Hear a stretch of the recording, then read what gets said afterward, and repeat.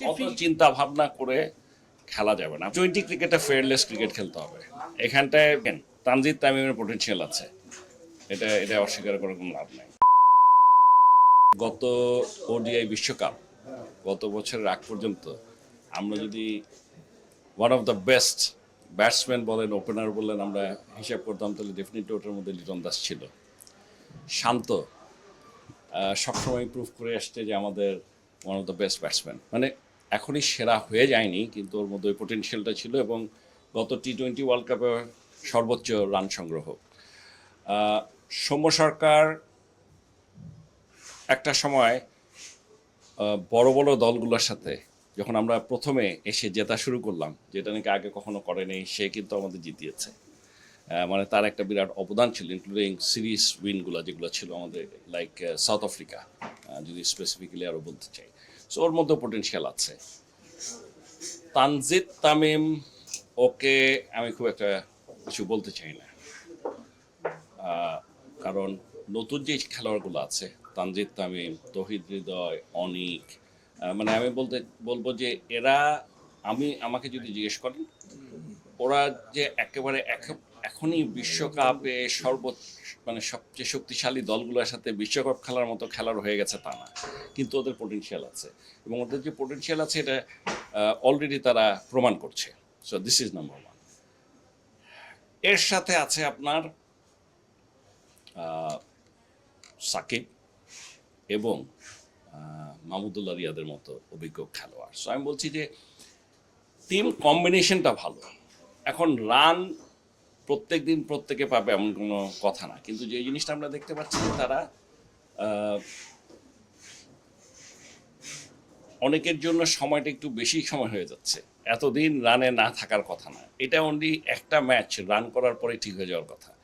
মানে ওই কনফিডেন্সটা ইজ ভেরি ইম্পর্টেন্ট। আর টি-20 ম্যাচটা, খেলাটাই এমন যে আপনাকে প্রথম দিকে যদি আপনি রান না তুলতে পারেন, পরে এসে খুব একটা কিছু করার থাকে না, ওই সুযোগটা যদি না নেন আপনি।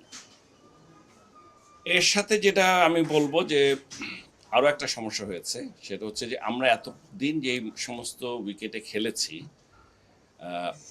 প্রথমে যেই ধরেন ইউএসএর সাথে যে উইকেটে খেলেছি সেটা বুঝতে আমাদের সময় লেগেছে। গতকালকে ভারতের সাথে যেটা খেলেছি, আপনি দেখবেন ওই উইকেটটা আমার কাছে মনে হচ্ছে অনেক কঠিন। আর ভারতের বোলিং বলেন, ব্যাটিং বলেন, তারপর ওরাও কিন্তু 3-4 ওভার বেশ দেখে শুনে খেলতে হয়েছে, ইটস ওয়াজ টাফ। এবং আমরা ওখানে দেখা গেছে যে পেস সবচেয়ে ভালো কাজ করছে, এবং আমাদের ইনজুরির ভয়ে আমরা কিন্তু তাসকিন, মুস্তাফিজ ওদেরকে খেলাইনি। ভয় পেয়ে ক্রিকেট খেলা টি-20 না, এখানে সাহস নিয়ে খেলতে হবে। আমি আশা করব যে যেহেতু তারা জাতীয় দলে সুযোগ পেয়েছে, বিশ্বকাপে বেস্ট যারা খেলছে তাদের মধ্যে সুযোগ পেয়েছে, তারাই দেশের সেরা, এই কথাটা বিশ্বাস করে তাদেরকে খেলতে হবে। তাদের উপর আমাদের আস্থা আছে, এবং তারা যেন ফ্রিলি তাদের ন্যাচারাল খেলাটা খেলতে পারে, সেটাই বলবো। প্রত্যেকেই দেখেন, তানজিদ তামিমের পোটেনশিয়াল আছে, এটা এটা অস্বীকার করার কোনো লাভ নাই। তৌহিদ হৃদয় পোটেনশিয়াল আছে, ওরা ভালো খেলছে, ওরা যে খুব খারাপ খেলছে তা না, ওরা তো একেবারে নতুন, ওদেরকে তো এত তাড়াতাড়ি দেওয়ারই কথা না। সো সাকিব আছে এক্সপিরিয়েন্স, মাহমুদুল্লাহ রিয়াদ আছে। এখন আসেন তার আগে যারা আছে, এদেরকে যদি আমি নিয়ে কথা বলতে চাই, তাহলে ডেফিনেটলি এখানে সৌম্য, লিটন দাস, শান্ত, এদের শান্ত আশা করছি যে কোনো সময় রানে চলে আসবে। আর সৌম্য আর লিটন দাস একদিন খেলে দিলেই হবে। ওই দিনটা কোন দিন সেটা হচ্ছে ইম্পর্টেন্ট, আমাদের এখনই দরকার। সমস্যাটা হচ্ছে আমাদের দরকার এখনই, হ্যাঁ সেটাই। সো আমরা এইটাই আশা করতে পারি যে যত তাড়াতাড়ি তারা তাদের সাহস এবং ফর্মটা ফেরত পাক। ফেয়ারলেস ক্রিকেট খেলতে হবে, এখানটায় ভয় পেয়ে ক্রিকেট খেলা টি-20 না, এখানে সাহস নিয়ে খেলতে হবে।